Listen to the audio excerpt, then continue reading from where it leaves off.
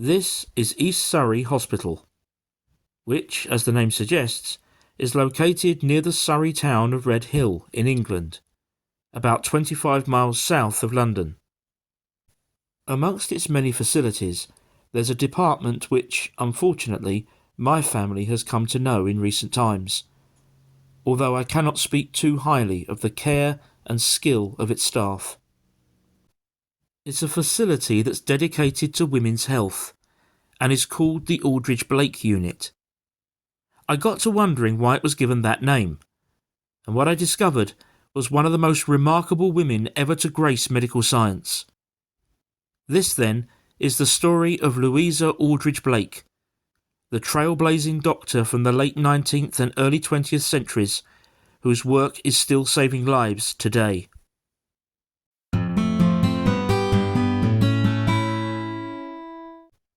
Louisa Brandreth Aldrich-Blake was born on the 15th of August 1865 in Chingford, Essex.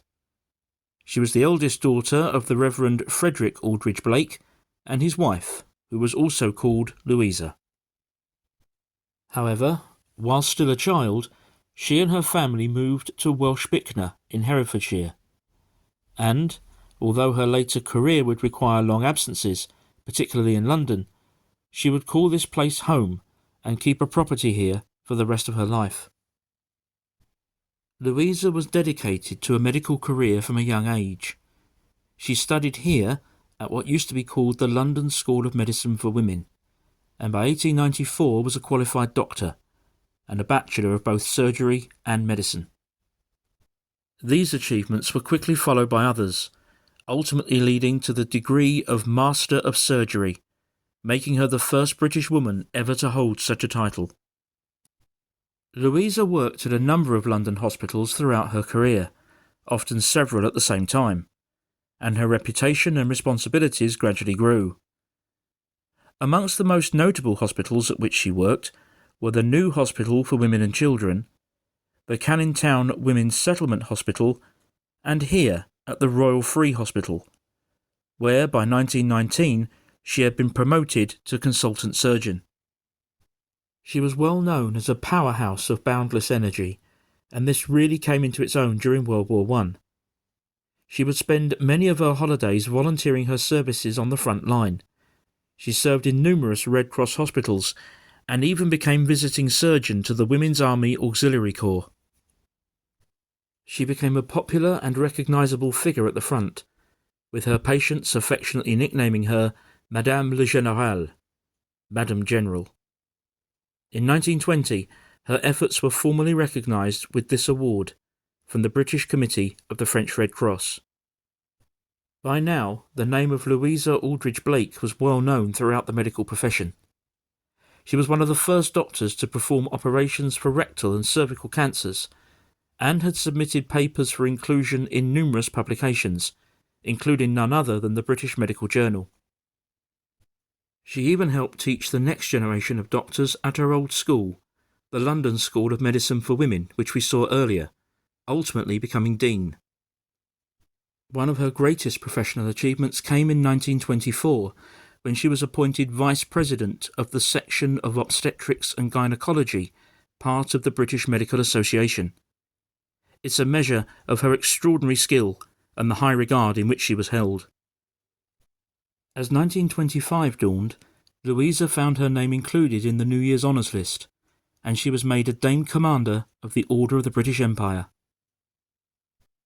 Tragically, it was an honour that she would not have long to enjoy. Shortly after receiving her award, she was diagnosed with cancer. Several unsuccessful operations followed, but she sadly died at home in Welsh Bicknor on the 28th of December 1925, still aged only 60.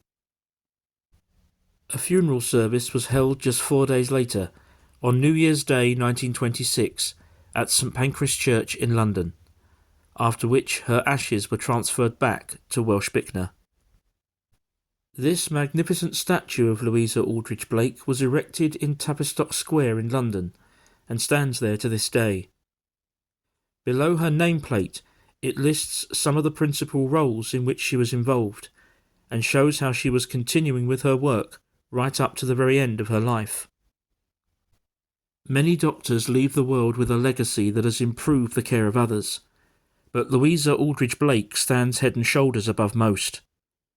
Her drive, energy and commitment are truly inspirational, along with her willingness to pioneer new and better treatments.